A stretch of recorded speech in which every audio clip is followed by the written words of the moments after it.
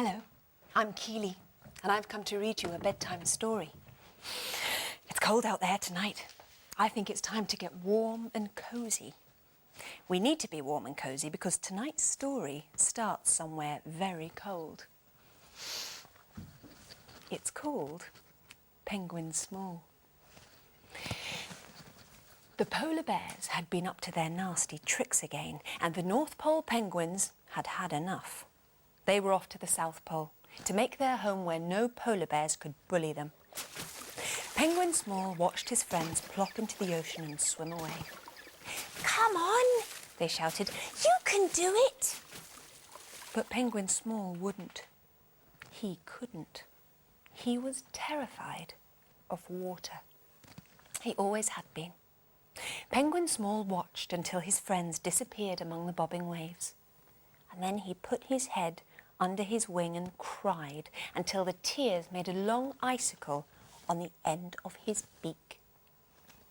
After a while, he wandered along the water's edge, staring down at his feet and sniffing loudly. He did not see the snowman, which is why he'd bumped into him. "You weren't there yesterday," said Penguin Small. "Did the Eskimos make you?" "What are Eskimos?" asked the snowman, who had been made only that morning and had not yet learned many words. "And what is yesterday?" he said. "And what are those?" Penguin Small turned and gave a frightened squeak. The polar bears were coming. "Let me hide under your hat," squeaked Penguin Small. "What's a hat?" said the snowman.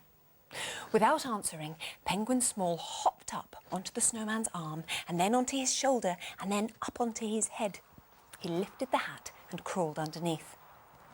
"Shh," he whispered. "Shh," repeated the snowman loudly. Penguin Small reached down and rubbed out the snowman's mouth with his flipper. The polar bears were in a terrible mood. "Where are the penguins?" said the first. The snowman said nothing. "Where are the penguins?" growled the second. The snowman said nothing. "Tell us where they are," roared the third, and he began to thump the snow with his great paws. Still the snowman said nothing. Soon all three bears were jumping up and down in a rage.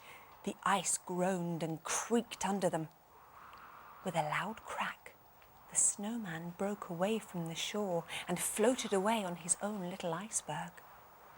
"Serves you right," roared the bears. They floated out to sea until the North Pole was left far behind. For days, the little iceberg drifted south. Penguin Small drew a new mouth for the snowman, and to pass the time, he taught him all the words he knew. Each day, the sky grew brighter and the air warmer. But the snowman did not melt. He was made of North Pole snow, and as anyone will tell you, the snow that falls at the North Pole never melts. At last an island appeared on the horizon. The island was a wonderful place. "It's full of jungly birds," said the snowman, who had begun to make up words of his own. They had never seen threekins before, nor heard hooter crabs, nor made friends with a never-was-an-ocerus. The never-was-an-ocerus spent his time drawing. For each animal that appeared in the forest, there was a picture on the rocks. There were hundreds of them. "This jungland is the wonderful place," said the snowman. "I want to stay here forever." But Penguin Small began to miss his friends. "If only I could swim," he said to the never-was-an-ocerus one day. "Perhaps you should fly," said the never-was-an-ocerus. "Penguins can't fly," said Penguin Small. The never-was-an-ocerus smiled and went back to his drawing. He said nothing more. The snowman did not want Penguin Small to go, but he gave him his hat for a boat when the time came to say goodbye.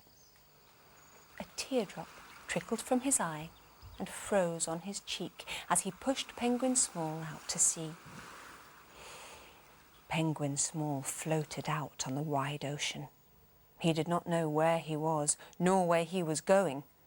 The sky grew dark and big drops of rain began to fall. All night long the storm blew. Penguin Small huddled in the bottom of the snowman's hat while the waves tossed it high into the air and sent it spinning round and round. By morning the storm had passed.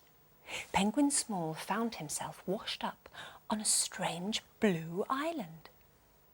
"This is a very odd island," he said. "It has no sand, no trees, and no jungly birds of any kind." But the island was not an island. It was a great big blue whoosh! Penguin Small found himself flying through the air, flapping his flippers furiously. The snowman's hat fell into the sea. The scarf fluttered after it, but Penguin Small stayed right where he was, hovering in mid-air, squeaking at the top of his voice, "I can fly! I can fly!" Then suddenly his wings got tired and he dropped like a floppy cushion onto the whale's nose. "Did you see?" he panted. "I was flying!" The whale was heading south to cold waters. He was used to travelling the oceans alone, but he was happy for Penguin Small to ride along with him. While the whale swam, Penguin Small practiced his flying, landing on the whale's nose when he needed a rest. As the days passed, he became an expert, soaring, diving, gliding, hovering, whizzing, but never quite managing, try as he might, to loop the loop. They travelled far to the south. The air became cold and icebergs began to float by. One day, climbing high in the sky, Penguin Small spotted land. Looking down, he saw little shapes, just like himself, lined up against the shore. "Oh, penguins!" he squeaked. Way below him, the whale launched clean out of the water. The whale landed in the sea with a boom like a crack of thunder. Then he slid beneath the waves, flapping goodbyes with his enormous tail. With a whoop of delight, Penguin Small soared into the air, looped the loop, well, almost, and pointed his beak towards home. And that story was called Penguin Small. I'm so glad he made his way home.